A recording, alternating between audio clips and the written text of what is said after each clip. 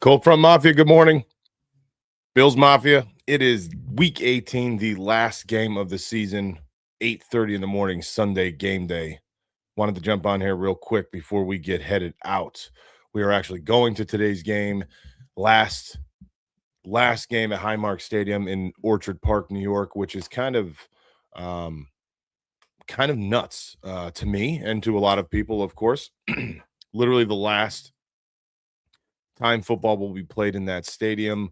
Um, Barring some astronomical miracle, which would mean the Bills getting the 5 seed, and the 1 and 2 seed losing, and then the Bills getting one last home playoff game, either in the divisional or the AFC Championship. I mean, I guess it can happen. The odds are extremely, extremely slim.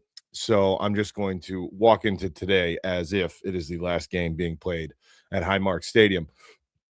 Emotional for some, us included. I have a lot of memories of that stadium with the family and watching football with my little guy who's been on this channel with us from the beginning, really a couple of times here and there. His little brother. We have 2 sons, my wife. We spent a lot of time at Highmark Stadium and in Orchard Park. We're only a couple of hours away from Buffalo. We are in upstate New York. And that said, uh, this day is bittersweet. We're excited about the new stadium. It's state of the art. It's absolutely fantastic. It's going to hopefully be a phenomenal viewing experience for all of the Buffalo Bills fans and the visiting fans as well. A good football place. I'm happy that they did not go with a full dome or a retractable dome. Buffalo and upstate New York, Western New York deserves to keep the feels of ice and cold and wind and snow and rain and sleet and all the elements to be a part of football. In my opinion, I think the fans and the local people that enjoy going to football games actually like the ability to sit down in the freezing cold, stand up, scream with the ice and sleet and everything else to watch a Buffalo Bills game. So I'm glad that the new stadium will not have that roof or that dome on it. And we are getting heated regular grass, actual grass, no turf in the new stadium. I was fortunate enough a couple of months ago, well, maybe about 6 months ago, to get a tour on the outside of the construction zone. And some of the engineers came with us and went through their process and what the stadium has. Good morning, sir. Ethan, how are you, brother? Good to see you, man. Big day, last day of the season. Huge, huge day for the Bills and the franchise and all the fans and the entire western side of New York State and all of New York State, really. Huge, huge day. Because, again, like we've said multiple times, the Jets and the Giants don't play in New York, do they? No. The only New York football team has their last game in their historic stadium this evening at 425. How are you? So I was fortunate to get a nice tour of that new stadium during construction. I mean, it's not completed yet, but it was. I mean, the technology is mind blowing. Heated, like I said, heated turf, and I say turf, it's not actual turf, it's grass, but heated turf. Excuse me, the roof and its outline is all heated for snow and ice mitigation and drainage purposes as well. And it comes at a much, well, it's only 5 or 6 degrees, but it comes at a much different angle, the seating angle, than what we're accustomed to at Highmark. It's much more vertical. Therefore, even if you're in the higher sections, the 300s and possibly the 400s, I think, of the new stadium, it'll seem as if you're not as far away to the field itself because of the angle to which you're at. You're not so flat, and distance wise from the field, you're actually closer because you're a little bit more tilted up. A lot of designs coming from super domes for soccer stadiums around the world. The Pagula family and their engineers and their architects took some trips and went around the world and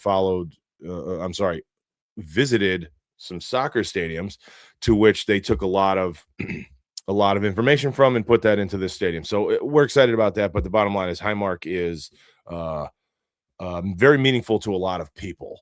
And we are one of those groups of people, this family, this Cold Front family. So today we are headed out very shortly. Wanted to jump on just for a few minutes. We will be there.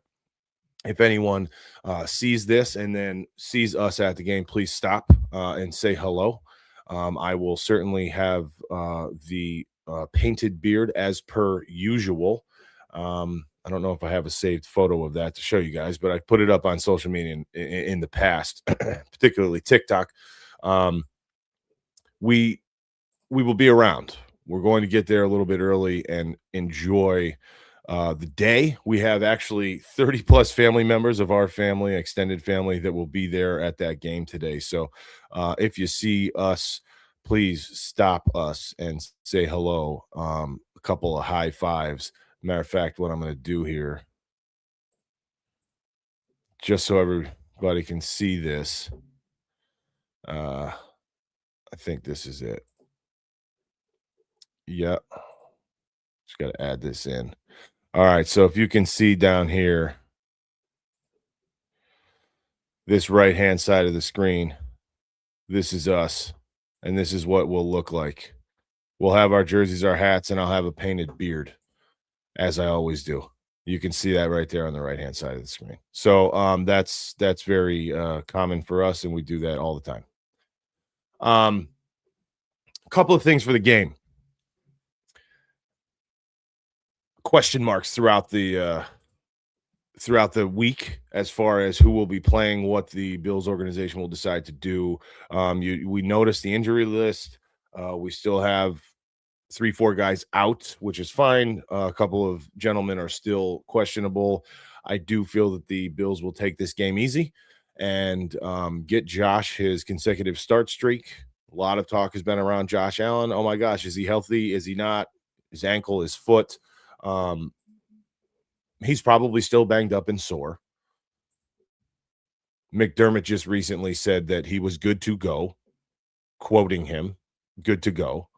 That said, I don't think that there's any reason at this moment in time to give him more than here we are, to give him more than I don't know, a snap, maybe a drive or two. There's really no reason. We can see here Terrell Bernard's still out, Daquan Jones out, and Jordan Poyer out. Questionables are Joey Bosa, Dalton Kincaid, and Jordan Phillips. I just don't see a reason why we should be pushing the envelope for any one of these guys, if I'm being honest with you. Yeah, okay, worst case scenario, we lose this game. We end up being a 7 seed, and we go to New England. You're going to most likely have to go through New England to make it to the Super Bowl regardless. In my opinion, you might as well do it week 1. What is the difference between losing week 1 in the divisional round, the wild card round, and week 3 possibly in the AFC Championship? Either way, you're not in a Super Bowl. Either way, it stings. Either way, it's not what your end result is. And if you're going to have to beat the Patriots anyways, why not, right? I don't want to say why not. Would I rather have a really easy cupcake week 1 playoff game? Yeah, of course. Okay, but I guess at the end of the day, my point that I'm making is if it means playing a team that you're inevitably going to have to play anyways in the playoffs week 1, but you're keeping all of your key components healthy, then make that decision to keep your guys healthy versus playing a different opponent week 1, running the risk of having 5 to 7 people injured 50% or less, banged up tremendously. In which case, you might not even get to that New England Patriots game anyway. And then what? How is that going to work out for? I mean, you know what I'm saying? So I vote keep your people healthy. The only thing that I'm watching for today, although it'd be nice to see Josh Allen continue his 40 touchdown streak, which if he doesn't play, obviously that's not going to happen. I'm paying attention to James Cook. James Cook is more deserving in that offensive line, and that entire offense and the entire organization is as deserving as anybody to win that rushing title. Jonathan Taylor is behind James Cook at the moment by, I believe, and we're going to have to pull this up. Shame on me for not having this up. My apologies. But we're going to have to keep Jonathan Taylor at bay for the NFL leading rushing title. So right as it sets, James Cook is still leading the NFL in rushing.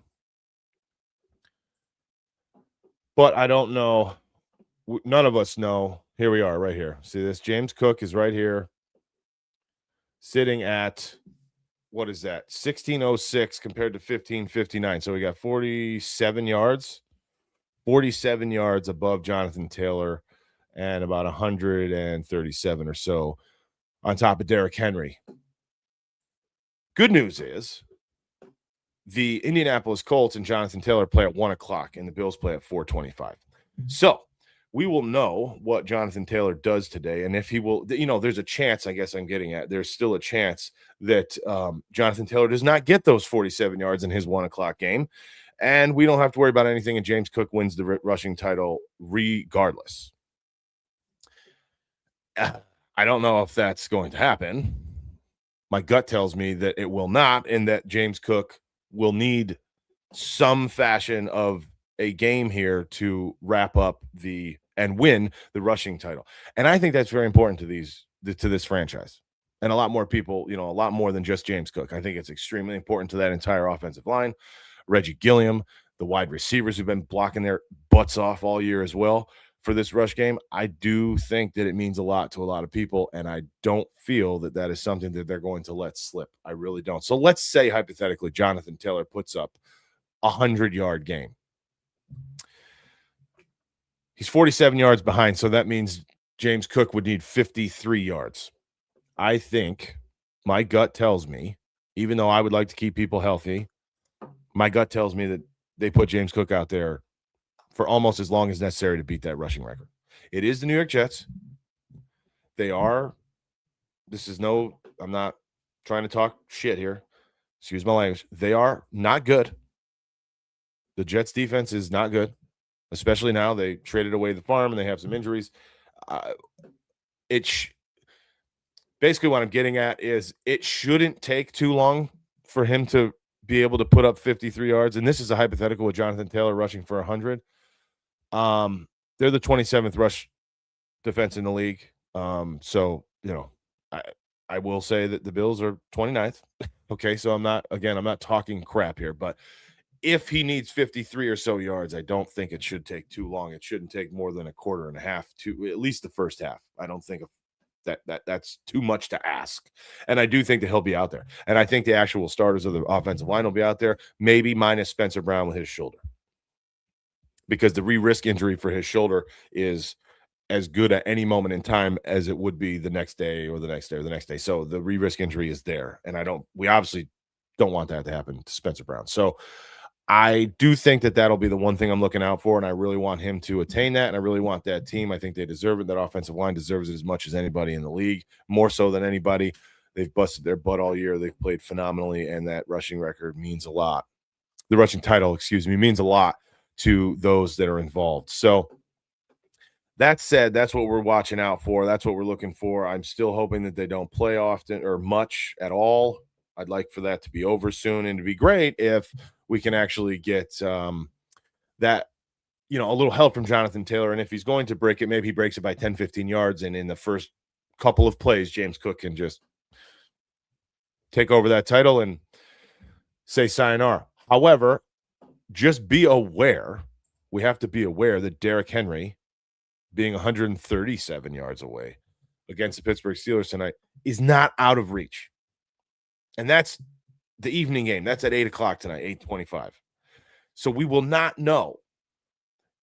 In the event that Jonathan Taylor does not secure that title or does not overcome James Cook by the end of the 1 o'clock slate, that's great. That means James Cook will win the rushing title, with the exception of what Derrick Henry does this evening. So that's also another question mark. 140 yards is not easy. Both these teams are playing for a playoff slot and the division. The division championship, the division title. So it's not that they don't have anything to play for, and it's not going to be a layup. However, we ran all over the Pittsburgh Steelers. Derrick Henry is a powerful running back, elusive running back. Not so much elusive as he is powerful, but he's got the ability. It can happen. Can he run for 140? Yeah, he's done it however many times in his career. I don't know off the top of my head, but it can happen. So don't take that lightly. I almost think you throw James Cook out there, get him 50, 60 yards, regardless, even if Jonathan Taylor doesn't overcome him in the 1 o'clock slot.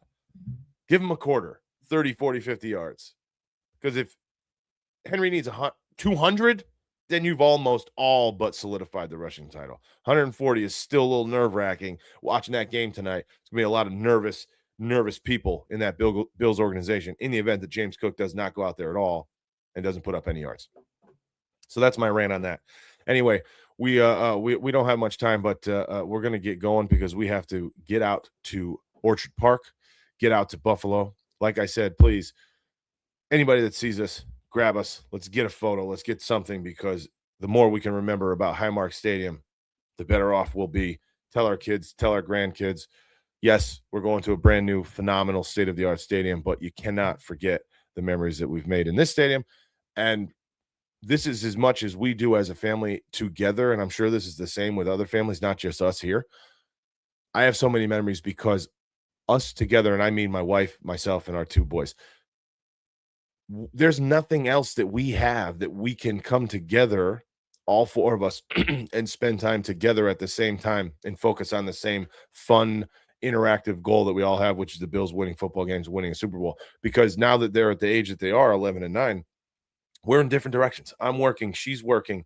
Excuse me. She's dropping the kids off. She's picking them up. I'm going one way. I'm coaching two separate teams. They got practices in different directions. They're not on the same teams because they're different ages. Like, one day a week we have to where we make sure, and this has been this way for years and years now, there's one day a week that we have that we make sure that nothing else stops us. Nothing stops us from sitting down or going, if we're going to the game, sitting down together and watching the Bills game. That's what we have. That's our family. And that's what I can remember from Highmark Stadium, because it started years ago when we went to our first game, and the Bills gave us a phenomenal experience. We got down on the field. We got in the tunnel before the game. A lot of the players came over, high-fived the boys. This is when Jordan Poyer was on the Bills the first time, came over, handed our young boys a football that they were practicing, warming up on the field with. We were hooked. We were locked. The boys were in awe. It was fantastic. So this stadium has a lot of memories for us, and we love this place. So we're going to get out there. We're going to enjoy the last game that's ever played there, and soak it in and take a lot of photos. If you see us, please. Cold Front Mafia, baby. We'll talk to you later. Go Bills. Big weekend. Talk to you guys. Peace.